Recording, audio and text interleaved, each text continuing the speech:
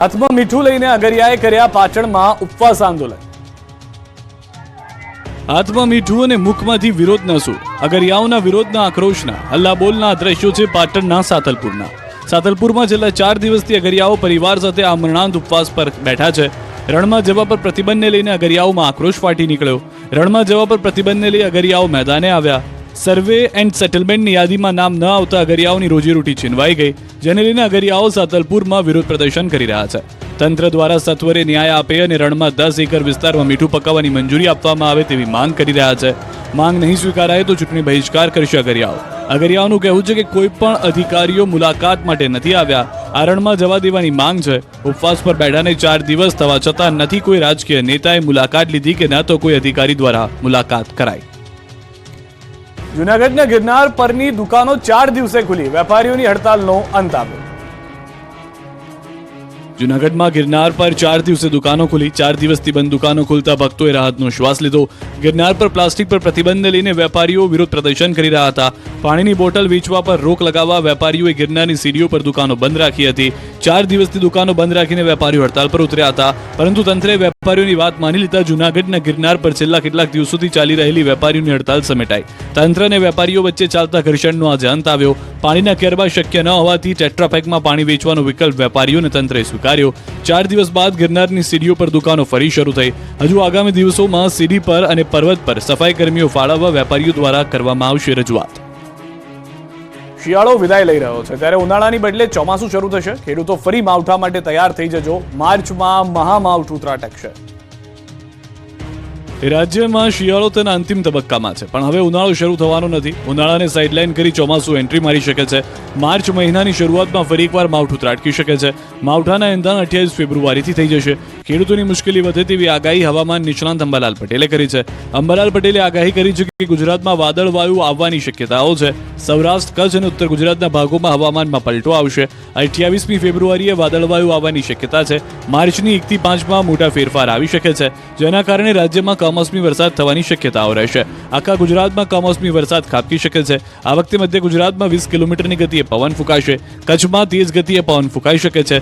7 થી 12 માર્ચમાં હવામાનમાં મોટા પલટા આવશે। આ સાથે હવામાનના અણધાર્યા ફેરફારો માર્ચના મધ્યમાં આવી શકે છે। 15 માર્ચ સુધીમાં મહત્તમ તાપમાન 40 ડિગ્રીની ઉપર જવાની શક્યતાઓ છે। જો કે વચ્ચે હવામાનમાં પલટા આવવાથી મહત્તમ તાપમાનમાં વધઘટ થતી રહેશે। ઉત્તર ગુજરાત, પૂર્વ ગુજરાત, મધ્ય ગુજરાત, ઉત્તર સૌરાષ્ટ્રના ભાગો, સૌરાષ્ટ્રના અન્ય ભાગો, કચ્છના ભાગોમાં કમોસમી વરસાદ થવાની શક્યતા રહેશે। ગઢડામાં ગોપીનાથજી મહારાજને 2.5 કરોડ રૂપિયાનો સુવર્ણ રત્ન મુગટ અર્પણ। ગઢડા ખાતે આવેલા વડતાલ ધાબાના લાખો શ્રદ્ધાળુઓના આસ્થાનું કેન્દ્ર ગોપીનાથજી દેવને આશરે 2.5 કરોડ રૂપિયાની કિંમત ધરાવતા સોનું અને રત્નજડિત કલાત્મક દિવ્ય મુગટ ભક્ત પરિવાર તરફથી અર્પણ કરવામાં આવ્યો। મુંબઈના પારેખ પરિવાર કિંમતી મુગટ ગોપીનાથજી મહારાજના ચરણોમાં અર્પણ કરવાનો સંકલ્પ પૂર્ણ કર્યો। આ માટે ગઢડા આવી પહોંચ્યા હતા। મુંબઈના ચંદ્રેશભાઈ જશવંતલાલ પારેખે પરિવાર તરફથી હીરાજડિત સુવર્ણ મુગટ ગોપીનાથજી મહારાજને અર્પણ કર્યો, જે દરમિયાન ગોપીનાથજી દેવ મંદિર ખાતે આવેલા દરબારગઢમાં આચાર્ય રાકેશ પ્રસાદજી તથા વડતાલના નવતમ સ્વામી સહિતના સંતો તથા હરિભક્તો અને રાજકીય સામાજિક આગેવાનોની ઉપસ્થિતિમાં મુકુટ અર્પણ કાર્યક્રમ યોજાયો હતો। આ કાર્યક્રમમાં મંદિરના મહિમા થકી હરિભક્તોના સમર્પણ ભાવને સંતો દ્વારા બિરદાવ્યા હતા। ગોપીનાથજી મહારાજને મુગટ અર્પણ કરી પારેખ પરિવારે ધન્યતા અનુભવી હતી।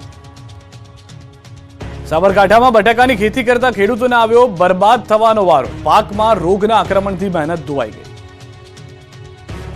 બટાકાનું વાવેતર કરતા ખેડૂતોની હાલત કફોડી બની છે। મોટાભાગના ખેતરમાં સુકારા સહિતનો રોગ જોવા મળતા ખેડૂતોને ભારે નુકસાન થઈ રહ્યું છે, તો ઉત્પાદનમાં પણ ભારે ઘટાડો જોવા મળ્યો।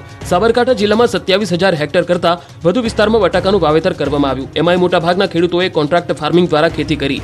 બટાકાની ખેતી પાછળ 1 વીઘા દીઠ 50 થી 55 હજારનો ખર્ચ થાય છે। હાલની પરિસ્થિતિ એવી છે કે બટાકાના પાકમાં સુકારાનો રોગ જોવા મળ્યો, જેને લઈ બટાકાના પાન બગડી ગયા અને ખેતર જાણે કે સુકાઈ ગયું હોય તેવા દ્રશ્યો સર્જાયા। તો મૂળિયા પણ કોહવાઈ ગયા છે। એક બે નહીં, મોટાભાગના ખેતરોમાં સુકારાનો રોગ જોવા મળ્યો। બટાકાના વાવેતરના ખર્ચ ઉપરાંત 20 થી 25 હજારની દવાનો છંટકાવ કરવા છતાં પણ આ સુકારાનો નિવેડો આવ્યો નથી, જેના કારણે ખેડૂતોને ઉતારામાં ભારે નુકસાન જોવા મળ્યું। બટાકાની સાઈઝ સોપારી જેવી બની જતા ખેડૂતોની હાલત કફોડી બની છે। ત્યારે ખેડૂતો પણ હાલ તો બટાકા નીકાળી રહ્યા છે, ત્યારે બટાકાનું ઉત્પાદન ઘટી ગયું છે અને તેને લઈ ખેડૂતોને ભારે નુકસાન સહન કરવાનો વારો આવ્યો છે। ગત સિઝને 500 મણનું ઉત્પાદન થયું હતું, પરંતુ હાલ તો 250 થી 300 મણનું ઉત્પાદન થઈ ગયું છે। છોટાઉદેપુરના ભીખાપુરમાં એસટી બસ ન આવતા વિદ્યાર્થીઓ ખાનગી વાહનોમાં સ્કૂલે જવા મજબૂર। કોઈ વિદ્યાર્થીઓ ચાલીને જઈ રહ્યા છે, કોઈ ટુ વ્હીલરમાં તો કોઈ ખાનગી વ્હીકલમાં સ્કૂલ જઈ રહ્યા છે. આ સવારી 1-2 કિલોમીટરની નથી, 14 કિલોમીટરની છે. કહેવાતા વિકસિત ગુજરાતના આ દ્રશ્યો છે છોટાઉદેપુર જિલ્લાના અંતરિયાળ ગામ ભીખાપુરના. આ દ્રશ્યો ગામે ગામ એસટી બસ પહોંચી હોવાના દાવાની પોલ ખોલી રહ્યા છે. છોટાઉદેપુર જિલ્લાના અંતરિયાળ વિસ્તાર ભીખાપુર ગામમાં રહેતા બાળકોને સ્કૂલે જવા માટે બસની કે ટ્રાન્સપોર્ટેશનની સુવિધા નથી, જેથી બાળકોને ચાલતા જ સ્કૂલે જવું પડે છે, જેમાં સમયનો વેડફાટ તો થાય જ છે, સાથોસાથ બાળકોના અભ્યાસ પર પણ અસર પડે છે. રોજ બાળકોને આવવા જવા માટે 14 કિલોમીટર ચાલવું પડે છે. ભીખાપુરા ગામની આસપાસના લગભગ 80 ગામના 4000થી વધુ બાળકો ભીખાપુરની શાળામાં અભ્યાસ માટે આવે છે, પણ બાળકો માટે સ્કૂલે આવવા જવાની બસની વ્યવસ્થા નથી, જેથી કેટલાક 3 કિલોમીટર તો કેટલાક બાળકો 5 કિલોમીટર અને કેટલાક 7 કિલોમીટરથી ચાલતા આવે છે. આ વિદ્યાર્થીઓ શિયાળાની કડકડતી ઠંડી હોય કે ધોધમાર વરસાદ કે પછી કાળઝાળ ગરમી આ જ રીતે શાળાએ પહોંચે છે. ચાલીને જવામાં ક્યારેક દીપડાનો ડર સતાવે છે. જે ખાનગી વાહનો ચાલે છે તેમાં ઘેટા બકરાની માફક બાળકોને બેસાડવામાં આવે છે, એટલે વાલીઓ જીવના જોખમે ખાનગી વાહનોમાં મોકલવાને બદલે ચાલીને જ મોકલે છે. આ અંગે અનેકવાર રજૂઆત કરવા છતાં તંત્રને આ ગામના વિદ્યાર્થીઓની વેદના સાંભળવાનો સમય નથી. ત્યારે હવે સરકાર જ તેમના બાળકોની ચિંતા કરી બસની સુવિધા કરી આપે તેવી માંગ શિક્ષકો અને વાલીઓ તેમજ બાળકો કરી રહ્યા છે. સાબરકાંઠામાં 5 વર્ષથી ગોકળ ગાયની ગતિએ ચાલી રહ્યું છે બ્રિજનું કામ. વાહન ચાલકોની મુશ્કેલી વધી.